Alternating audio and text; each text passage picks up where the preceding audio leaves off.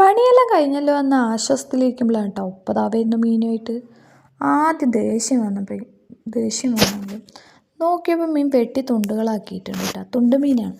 അപ്പോൾ ക്ലീൻ ചെയ്യല്ലേ വേണ്ടുള്ളൂ. അപ്പോൾ വേഗം കുറച്ച് കഷ്ണങ്ങളെടുത്ത് ക്ലീൻ ചെയ്തിട്ട് നമ്മൾ ഫ്രൈ ചെയ്യാനും മസാലയൊക്കെ തിരുമ്പി വെച്ചിട്ട് മാറ്റി വെച്ചു കേട്ടോ. പിന്നെ ഒന്നും നോക്കിയില്ല കേട്ടോ. കറി വയ്ക്കാൻ ചട്ടി അടുപ്പത്ത് വെച്ചു.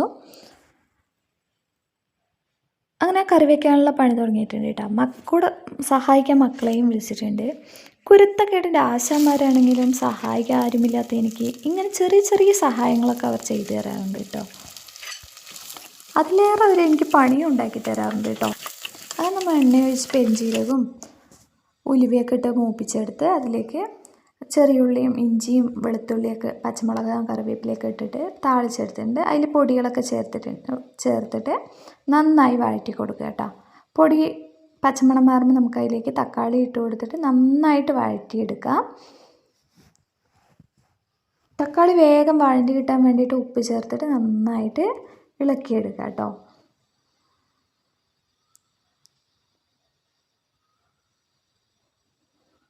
തക്കാളി വഴണ്ടി വരുമ്പോൾ നമുക്കതിലേക്ക് പുളിവെള്ളം ഒഴിച്ച് കൊടുക്കാം. എൻ്റെ അടുത്ത് കുടംപുളിയൊന്നുമില്ല. ഞങ്ങളിവിടെ പാലക്കാട്ടുകാർ കൂടുതലും വാളംപുളിയാണ് കേട്ടോ ഉപയോഗിക്കാറ്.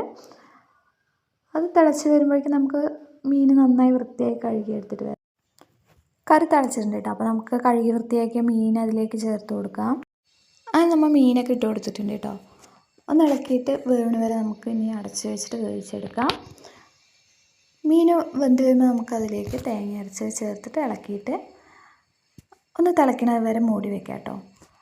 ഒപ്പം നിൽക്കണം, അല്ലെങ്കിൽ മൂടി വെച്ച് പറഞ്ഞാൽ തേങ്ങ ചേർത്തല്ലേ, അപ്പോൾ അത് തിളച്ച് പോകും. അത് നമ്മുടെ കറി തിളച്ച് വന്നിട്ടുണ്ട് കേട്ടോ. അങ്ങനെ അടിപൊളി മീൻ കറി ഇവിടെ തയ്യാറായിട്ടുണ്ട്. പിന്നെ നമ്മൾ മസാല ചേർത്ത് വെച്ച മീനെടുത്തിട്ട് ഫ്രൈയും കൂടി ചെയ്തു കേട്ടോ. അത് നമ്മുടെ മീൻ കറിയും മീൻ വറുത്തതും ഇവിടെ റെഡി ആയിട്ടുണ്ട്. അങ്ങനെ മീൻ കറിയും മീൻ വറുത്തതും പൂളക്കിഴങ്ങ് താളിപ്പൊക്കെ കൂടിയിട്ട് നമുക്ക് തക്കാളി ഒരു പിടി പിടിച്ചു കേട്ടോ. അത്രയേ ഉള്ളൂ വീഡിയോ. എൻ്റെ വീഡിയോ ഇഷ്ടമായാൽ ലൈക്ക് ചെയ്യുക, സബ്സ്ക്രൈബ് ചെയ്യുക.